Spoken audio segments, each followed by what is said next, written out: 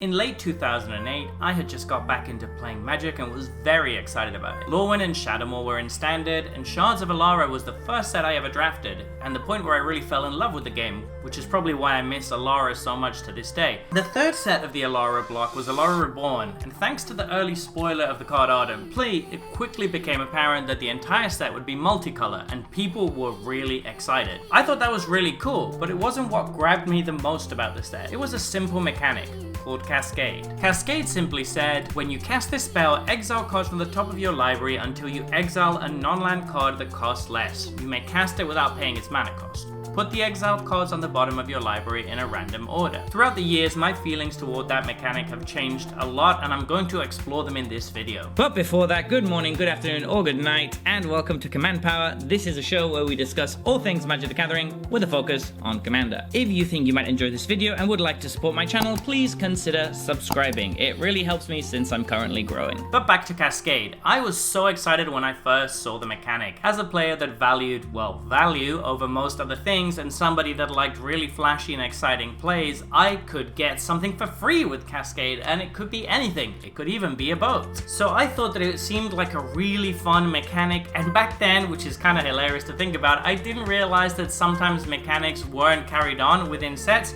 So because this came out in the third set of a block, I assumed that there was going to be a couple more sets with this mechanic, but in fact, initially it was only released in Alara Reborn, and I was very disappointed about that. However, my excitement and that of many other players quickly turned to dread when we realized that this mechanic was kinda secretly broken. In one of the first tournaments after this mechanic released, there was a combo deck based around Swins of Bryn Argol and Seismic Assault, and the plan was that you played a bunch of 4-mana Cascade cards that could only ever hit Seismic Assault, since your whole deck was built in a way that there was no card that cost less than the 3 mana of Seismic Assault. That took away the randomness entirely and made this a tutor that also cast the spell you wanted for free, which is obviously incredibly broken in 60 card formats, and while it hasn't been as broken in Commander because it's so much harder to build your deck with such a big restriction, I think we're just waiting for the day when somebody kind of breaks this mechanic and can absolutely go nuts with it in Commander, and every new card that's printed kind of moves us more closely in that direction. The other issue when Cascade was first reviewed was the massive delta between the powerful and not powerful effects. Some cards, such as Bloodbraid Elf, had Cascade stapled on, but they were already fairly playable for 4 mana. A 4-mana 3/2 with haste was already good, so getting an entire free spell off of it, even if the free spell was just 1 mana, would already mean that you're coming out ahead. On the other hand, you had stuff like Captured Sunlight, which was also 4 mana, but it only gained you 4 life, which meant that you really needed to hit something worth 3 mana for this to even be remotely playable. This huge difference in power level between pushed Cascade cards and non-pushed ones meant that the mechanic varied a lot from card to card, and this kind of balancing was honestly a little bit odd. Since then, developers have got a lot better at creating these kind of cards, and we have 42 cards with Cascade in the game at the moment, many of which are very fun and very well balanced. But what exactly is fun and balanced when it comes to Cascade? Well, to analyze that, I'm going to go over good things about Cascade and bad things about Cascade, and then we're going to give some examples of cards that I think are well designed with Cascade versus cards that I think are not so well designed. So starting off with the positives about Cascade, the first one is that it provides variance, allowing games to play out differently.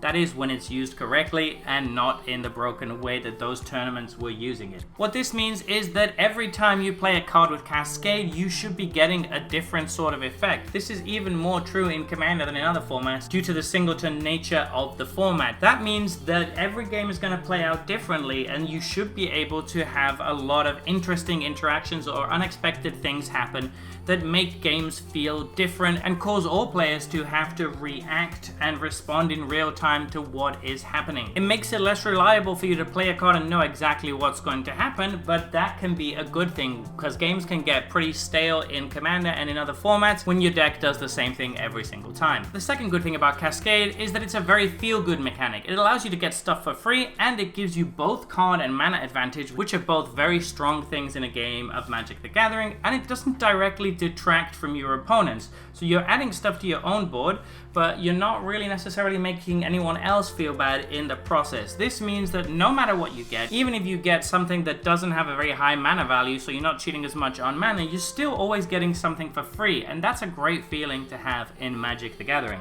The third good point about Cascade is that it's a very grokkable and straightforward design. The name is very evocative, since a cascade in nature moves from top to bottom, and that's what you're doing here. You're kind of like moving through your deck until you find something that costs less. The name and the design match really well, and the first time you read it, you basically instantly know what every Cascade card is going to do in the future, so I love the clean design here. And the fourth and perhaps most controversial advantage for Cascade is that it creates memorable stories and events with particularly bad hits or misses. So you'll never forget those times when you hit something absolutely insanely perfect off of your Cascade card. I have a particularly crazy story about that, where my opponent was comboing off with Ralzarik, I think, and I had a Deep Sea Kraken suspended with Emoti out, and the last counter was removed as my opponent was about to go off, and that allowed me to cascade from the Deep Sea Kraken into a counter spell for 7 mana that countered the card that he was cascading with, and then because the counter spell cost 7 mana, I cascaded again thanks to Emoti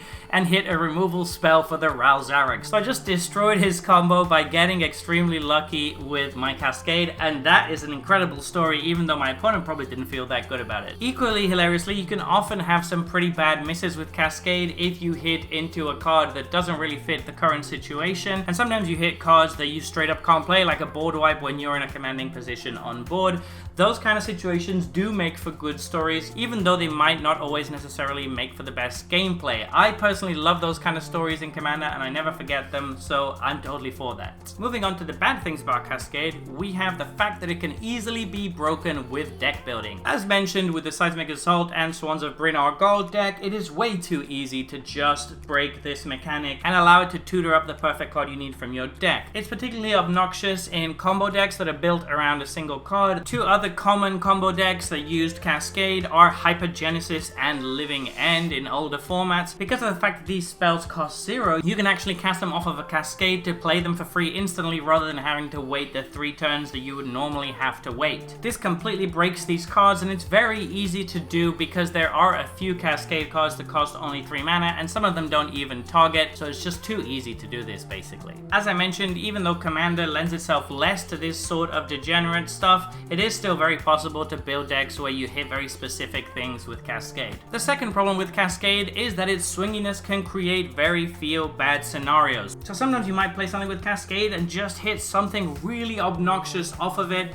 which then puts you in a commanding position out of nowhere, and then it can feel very luck-based and not very skill-based for your opponents. If you play a 6 mana Cascade card on a board full of your opponent's creatures and hit a board wipe that gets to deal with them, and then your creature resolves after the board wipe is done resolving, your opponents are going to feel really bad in that situation because it didn't feel like you did anything to earn that. You just got lucky with what you flipped. So even though for the most part Cascade doesn't give you those kind of feel-bad situations, it can occasionally do that, and the swinginess is really awkward sometimes. It also feels bad if you play your big Cascade spell and then just hit a 1 mana elf or something. The final point against Cascade is that it restricts deck building by making reactive cards worse, and this applies in Commander for sure. So when you're playing a deck with a large Cascade theme, you don't really want to be playing time-sensitive cards or cards that are very narrow in their uses, because you don't know when you're going to get them. Playing counter spells, for example, is a huge no-no because you might cascade into them, at which point you're not getting anything and that counter spell is going to go to the bottom of the library. Even stuff like Cyclonic Rift is kind of awkward in Cascade decks, and I found this myself quite a lot because I'll cascade into it and then I have the option to either play it for 2 mana, in which case it's not good, or send it to the bottom of my library where I'm unlikely to see it that game. Other cards that become not good in these kind of decks are stuff like Arachnogenesis, which again is not useful unless you're playing it during combat.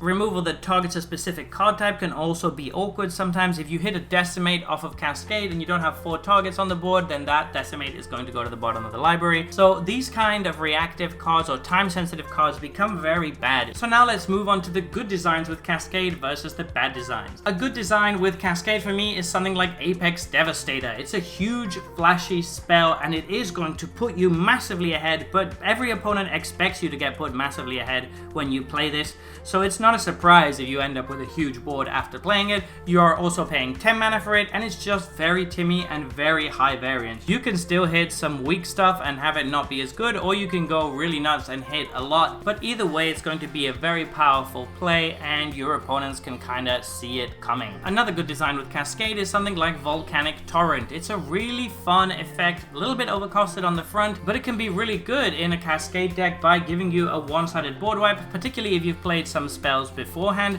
It can also be good in Storm decks. Outside of Cascade decks, this can be decent if you've played a bunch of spells that turn. So it's a card that you have some control over. You kind of know how good it's mostly going to be when you play it, which allows you to have some calculated decision making and not just slam it down and hope you hit something good. A lot of the bad Cascade cards rely on you hitting well for them to be good. This doesn't. It allows you to set it up a little bit. Finally, for the third good Cascade card, we have Maelstrom Wanderer. It's just a great big Timmy card that is going to give a nice boost to your team, and it works so well with the mechanic by allowing you to immediately attack with creatures if you Cascade into them. That's a really nice, big, impactful play for you to be able to make. It is difficult to deal with for your opponents, but not impossible, and if they have a removal spell, they can take away the haste from those two creatures that you just cast, so it is well balanced in that sense. It can be a little bit obnoxious as a commander, but for the most part, you have to be ramping a lot for that to be the case, so I think for the most part, it's a fairly well designed Cascade card. And now we're moving on to some bad designs with Cascade. First up, we have Emoti, which is a card I absolutely love, but it is absolutely broken. There are so many ways to build a busted deck with this if you consider cost reduction cards, which allow them to have a really high printed mana cost, but in fact allow you to play them for very cheap. And because Cascade triggers on casting, that means that Emoti gives Cascade to all cards with mana value 6 or greater that you cascade off of other cards with,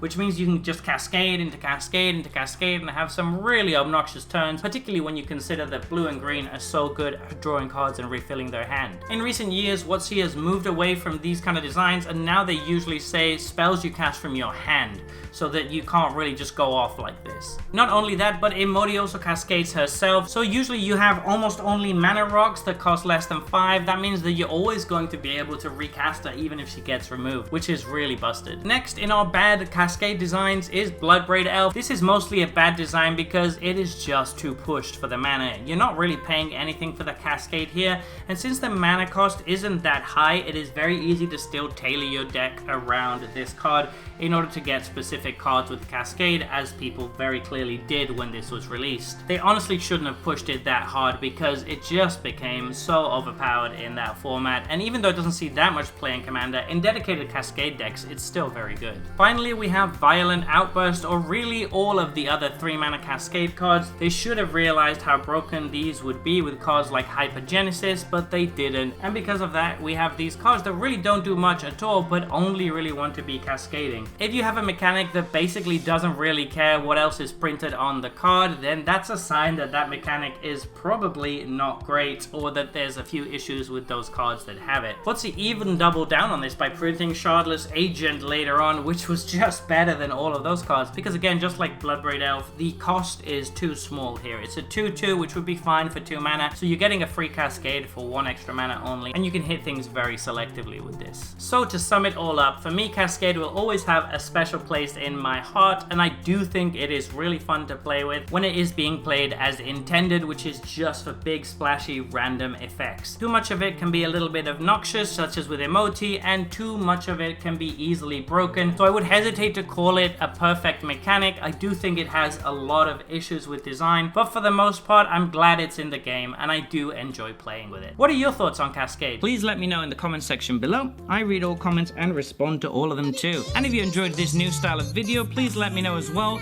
It's something I'm trying out, and if people like it, I'll make more of them. And if you enjoyed this video, don't forget to click like or subscribe. It really helps the channel. And until next time, take care. Woo!